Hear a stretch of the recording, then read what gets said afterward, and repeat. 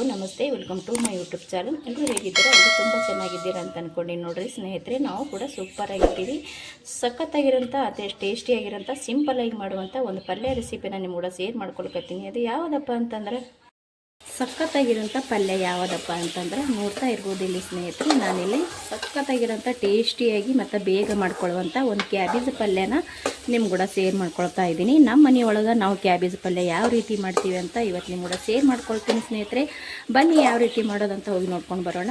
ಹೊಸಬ್ರು ಯಾರಾದರೂ ವಿಡಿಯೋ ನೋಡ್ತಾ ಇದ್ದೀರಪ್ಪ ಪ್ಲೀಸ್ ಚಾನಲ್ನ ಸಬ್ಸ್ಕ್ರೈಬ್ ಮಾಡ್ಕೊಂಡು ಸಪೋರ್ಟ್ ಮಾಡಿ ಸ್ನೇಹಿತರೆ. ವಿಡಿಯೋ ಇಷ್ಟ ಆಗಿತ್ತು ಅಂದರೆ ವಿಡಿಯೋಕ್ಕೊಂದು ಲೈಕ್ ಮಾಡಿರಿ, ನಿಮ್ಮ ಫ್ರೆಂಡ್ಸ್ ಯಾರಾದರೂ ಇದ್ರೆ ಶೇರ್ ಮಾಡ್ಕೊರಿ. ನೋಡಿರಿ ಇವಾಗ ಬನ್ನಿ ಇವಾಗ ತಡ ಮಾಡ್ದೇನೆ ಹೋಗಿ ನೋಡ್ಕೊಂಡು ಬರೋಣ. ಅಷ್ಟೇ ಟೇಸ್ಟಿಯಾಗಿರುತ್ತೆ ಈ ಕ್ಯಾಬೇಜ್ ಪಲ್ಯನ.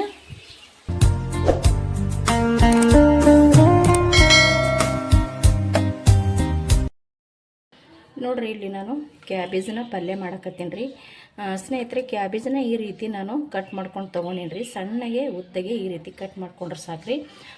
ಕ್ಯಾಬೇಜ್ ಪಲ್ಯ ಯಾವ ರೀತಿ ಮಾಡ್ತೀವಿ ನಮ್ಮ ಮನೆಯೊಳಗಂತ ಇವತ್ತು ನಿಮ್ಮ ಕೂಡ ಶೇರ್ ಮಾಡ್ಕೊಳ್ತಾ ಇದ್ದೀನಿ.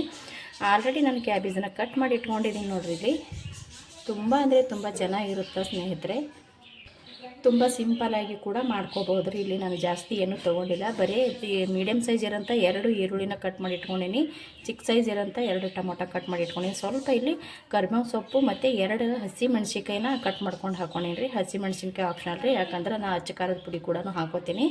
ಇಲ್ಲಿ ಹಸಿ ಮೆಣಸಿನ್ಕಾಯಿ ಬೇಕಂದ್ರೆ ಹಾಕ್ಕೋಬೋದು ನೋಡಿರಿ. ತುಂಬ ಸಿಂಪಲ್ಲಾಗಿ ಮಾಡ್ಕೋಬೋದು, ಅಷ್ಟೇ ಟೇಸ್ಟಿಯಾಗಿ ಕೂಡ ಆಗುತ್ತೆ ಈ ಪಲ್ಯನ.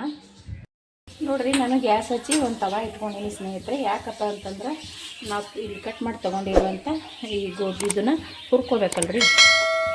ಇವಾಗ ಇದು 2 ಭಾಗ ಮಾಡಿ ನಾನು ಹುರ್ಕೋತೀನಿ ರೀ, ಯಾಕಂದ್ರೆ ತವದಾಗ ಇಷ್ಟು ಹಿಡ್ಕೊಳ್ಳಂಗಿಲ್ಲ ಇದು ಕ್ಯಾಬೇಜ. 2 ಸತಿ ನಾನು ಹುರಿದು ತೊಗೋತೀನಿ. ಒಬ್ಬೊಬ್ಬರು ಒಂದೊಂದು ಥರ ಮಾಡ್ತಾರೆ ನೋಡಿರಿ ಇದು ಪಲ್ಯ. ಕೆಲವರು ಏನು ಮಾಡ್ತಾರೆ, ತೊಗರಿ ಬೇಳೆನ ನೆನೆ ಇಟ್ಟು ತೊಗರಿ ಬೇಳೆ ಒಳಗೂ ಕೂಡ ಮಿಕ್ಸ್ ಮಾಡಿಕೊಂಡು ಮಾಡ್ತಾರೆ, ಹಂಗೂ ಕೂಡ ಚೆನ್ನಾಗಿ ಆಗ್ತದೆ. ಮತ್ತು ಇನ್ನು ಕೆಲವರು ಕುದಿಸ್ಬಿಟ್ಟು ಮಾಡ್ತಾರೆ ಇದನ್ನು. ನಾನಿಲ್ಲಿ ಹುರಿದು ಬೇಳೆ ಏನೂ ಹಾಕ್ತಾಯಿಲ್ಲರಿ, ಹಾಗೇ ಮಾಡ್ತಾಯಿದ್ದೀನಿ. ಹಾಗೇನು ಮಾಡಿಕೊಂಡ್ರೆ ಟೇಸ್ಟ್ ಅಂತೂ ಚೆನ್ನಾಗಿರುತ್ತೆ. ಸ್ವಲ್ಪ ಎಣ್ಣೆನ ಹಾಕ್ಕೊಂಡಿದ್ದೀನಿ ಹುರಿಯೋದಕ್ಕಂತ. ಇವಾಗ ಇದನ್ನು ಚೆನ್ನಾಗಿ ಹುರಿದು ತೊಗೊಳಂದ್ರಿ.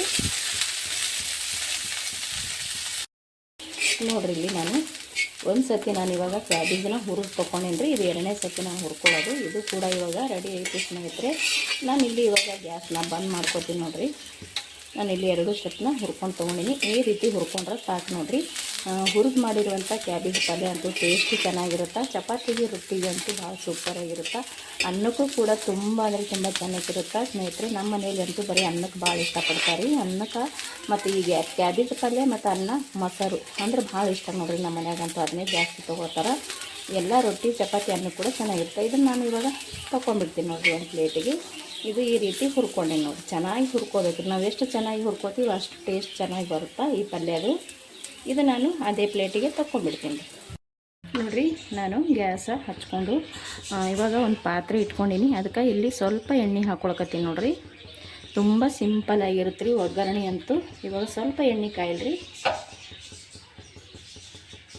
ನೋಡಿರಿ. ಇವಾಗ ಎಣ್ಣೆ ಸ್ವಲ್ಪ ಕಾಯ್ದೈತಿ. ಸಾಸಿವೆ ಜೀರಿಗೆನ ಸೇರಿಸ್ಕೊಳಕತ್ತೀನಿ ನೋಡಿರಿ. ಇಲ್ಲಿ ಸಾಸಿವೆ ಜೀರಿಗೆ ಚಟಪಟ ಅಂತ ಸಿಡಿದ ನಂತರ ಇದಕ್ಕೆ ನಾವು ಏನು ಮಾಡ್ತೀನಿ, ಈರುಳ್ಳಿ ಹಾಕೊಳ್ಳೋಣ.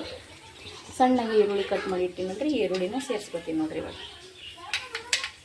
ನೋಡಿರಿ ಸಾಸಿವೆ ಇವಾಗ ಚಟಪಟ ಅನ್ನಕತ್ತೈತಿ. ಇವಾಗ ಈರುಳ್ಳಿ ಸೇರಿಸ್ತೀನಿ.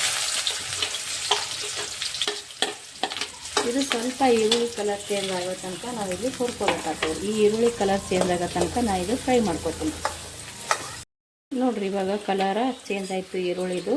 ಸ್ವಲ್ಪ ಈ ರೀತಿ ಚೇಂಜ್ ಆದ್ರೆ ಸಾಕ್ರಿ, ತುಂಬ ಏನು ಕೆಂಪು ಮಾಡ್ಕೊಳಕ್ಕೆ ಹೋಗ್ಬೇಡ್ರಿ.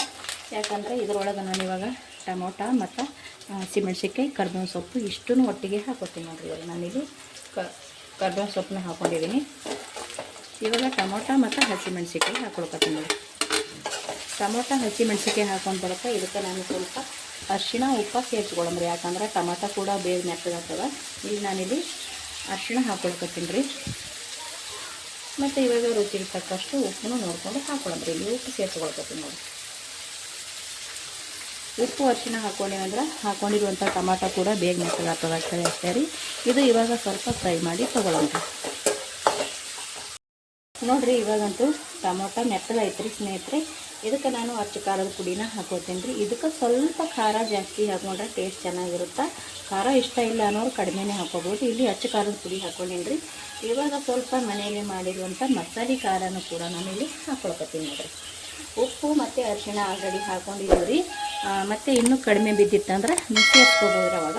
ಇವಾಗ ನೋಡಿರಿ ಅಚ್ಚ ಖಾರದ ಪುಡಿ ಮತ್ತು ನಾನು ಮನೇಲಿ ಮಾಡಿರುವಂಥ ಮಸಾಲೆ ಖಾರನೂ ಹಾಕ್ಕೊಂಡಿನಿ. ಇದು ಇವಾಗ ಮಿಕ್ಸ್ ಮಾಡ್ಕೊಂಡ್ರಿ ಚೆನ್ನಾಗಿ. ಒಬ್ಬೊಬ್ಬರು ಒಂದೊಂದು ಥರ ಮಾಡ್ತಾರ್ರಿ. ಇಲ್ಲಿ ನಾವು ಯಾವ ಥರ ಮಾಡ್ತೀವಿ ಅಂತ ನಿಮ್ಮೆಲ್ಲ ಸೇವ್ ಮಾಡ್ಕೊಳ್ತೀನಿ. ಈ ಎಣ್ಣೆ ಒಳಗೆ ಮಸಾಲಿನ ಹಾಕ್ಕೊಂಡೇವಲ್ಲ ರೀ. ಇವಾಗ ಇನ್ನು ಒಗ್ಗರಣೆ ಒಳಗೆ ಖಾರನೂ ಕೂಡ ಚೆನ್ನಾಗಿ ಫ್ರೈ ಆಗ್ತದ್ರಿ. ಇವಾಗ ನೋಡಿರಿ ಇಲ್ಲಿ ಈ ರೀತಿ ಆಯಿತು ನಮಗೆ. ಇವಾಗ ಇದಕ್ಕೆ ನಾನು ಹುರಿದಿಟ್ಟಿರುವಂಥ ಕ್ಯಾಬೇಜನ್ನ ಹಾಕ್ಕೋತೀನಿ ನೋಡಿರಿ. ಈ ರೀತಿ ಹುರ್ಕೊಂಡಿನಿ. ಇದು ಹುರಿದಿರುವಂಥ ಕ್ಯಾಬೇಜನ್ನ ಇಷ್ಟೂ ಹಾಕ್ಕೊಳ್ಳೋಮತ್ರಿ. ಇದಕ್ಕೆ ಹಾಕೊಂಡ ನಂತರ ಸ್ವಲ್ಪ ನೀರನ್ನ ಸೇರಿಸ್ಕೋಬೇಕಾಗ್ತದೆ. ಫಸ್ಟಿಗೆ ಇದನ್ನು ತಿರುವು ತೊಗೊಳ್ತೀನಿ ರೀ. ಚೆನ್ನಾಗಿ ಇದನ್ನು ತಿರುವಂಬ್ರಿ ಮಿಕ್ಸ್ ಆಗಂಗೆ. ಎಲ್ಲ ಖಾರ ಮತ್ತು ಈರುಳ್ಳಿ ಟೊಮೊಟೊ ಉಪ್ಪು ಎಲ್ಲನೂ ಹಿಡ್ಕೋಬೇಕಲ್ರಿ. ಚೆನ್ನಾಗಿ ಇದನ್ನು ಮಿಕ್ಸ್ ಮಾಡ್ಕೊಳಂಬ್ರಿ ಈ ರೀತಿ.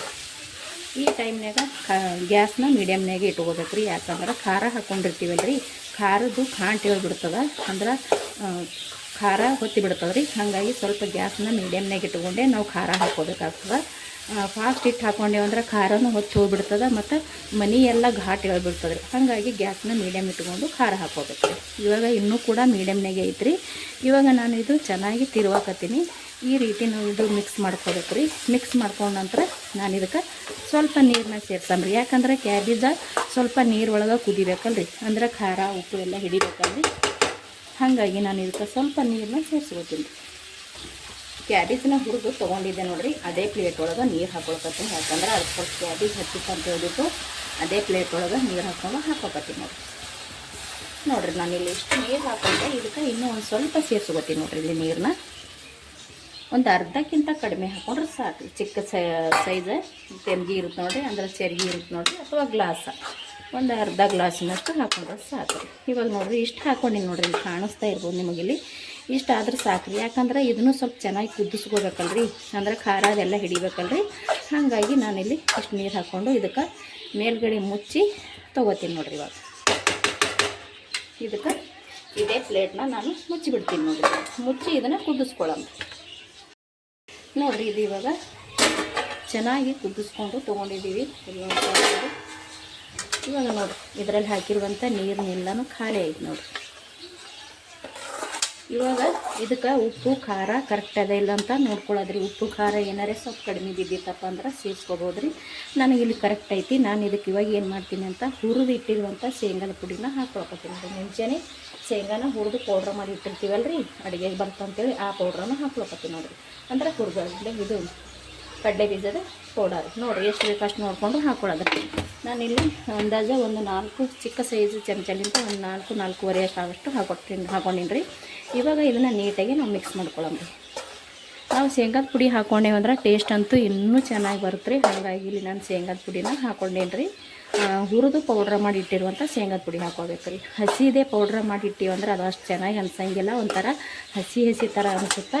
ಹುರಿದಿರುವಂಥ ಶೇಂಗಾದ ಪುಡಿ ಮನೆಯಲ್ಲಿ ರೆಡಿನೇ ಮಾಡಿ ಇಟ್ಟಿರ್ತೀವಲ್ಲ ರೀ ಮುಂಚೆನೇ, ಅದನ್ನು ಹಾಕ್ಕೊಂಡ್ರೆ ಸಾಕ್ರಿ. ನೋಡಿರಿ ಇವಾಗ ಶೇಂಗಾದ ಪುಡಿ ಹಾಕ್ಕೊಂಡು ಬಳಿಕ ಇದನ್ನು ನಾವು ಒಂದು ಸ್ವಲ್ಪ ಇದನ್ನು ಕುದಿಸ್ಕೋಬೇಕಾಗ್ತದೆ ರೀ ಮತ್ತೊಂದಿಷ್ಟು. ಯಾಕಂದ್ರೆ ಶೇಂಗಾದ ಪುಡಿನೂ ಕೂಡ ಚೆನ್ನಾಗಿ ಹಿಡ್ಕೋಬೇಕಲ್ರಿ. ಹಾಗಾಗಿ ಇದು ಕೂಡ ಸ್ವಲ್ಪ ಮುಚ್ಚಿಬಿಟ್ಟು ತೊಗೋತೀನಿ ನೋಡಿರಿ. ಇದು ಇವಾಗ ಶೇಂಗಾದ ಪುಡಿನ ಹಾಕ್ಕೊಳ್ಬೇಕು. ಸ್ವಲ್ಪ ಇದನ್ನು ಕುದಿಸ್ಕೊಂಡು ತೊಗೊಂಡಿರಿ. ಇದು ಇವಾಗ ಸಖತ್ತಾಗಿ ರೆಡಿ ಆಗೈತೆ ಸ್ನೇಹಿತರೆ. ನೋಡ್ತಾ ಇರ್ಬೋದು, ಇಲ್ಲಿ ನೋಡಿದ್ರೆ ಸಾಕು ಬಾಯಲ್ಲಿ ನೀರು ಬರ್ತಾ ಇದೆ. ಸಖತ್ ಟೇಸ್ಟಿಯಾಗಿರುತ್ತೆ. ಬನ್ನಿ ಇದನ್ನು ಒಂದು ಪ್ಲೇಟಿಗೆ ಸರ್ವ್ ಮಾಡ್ಕೊಳಮ್ರಿ.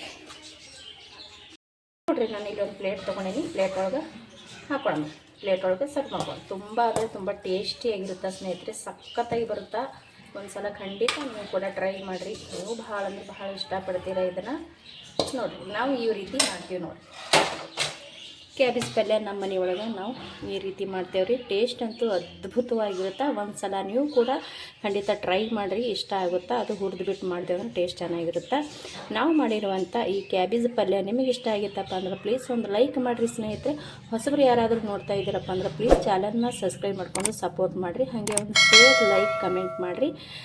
ಮತ್ತೆ ಒಂದು ಹೊಸ ರೆಸಿಪಿಯೊಂದಿಗೆ ಬರ್ತೀನಿ ರೀ. ಅಲ್ಲಿ ತನಕ ಮತ್ತೊಮ್ಮೆ ಎಲ್ಲರಿಗೂ ನಮಸ್ಕಾರ. ಇಷ್ಟೊತ್ತನ ವಿಡಿಯೋ ನೋಡಿದವ್ರಿಗೆ ಎಲ್ಲರಿಗೂ ಕೂಡ ಥ್ಯಾಂಕ್ ಯು.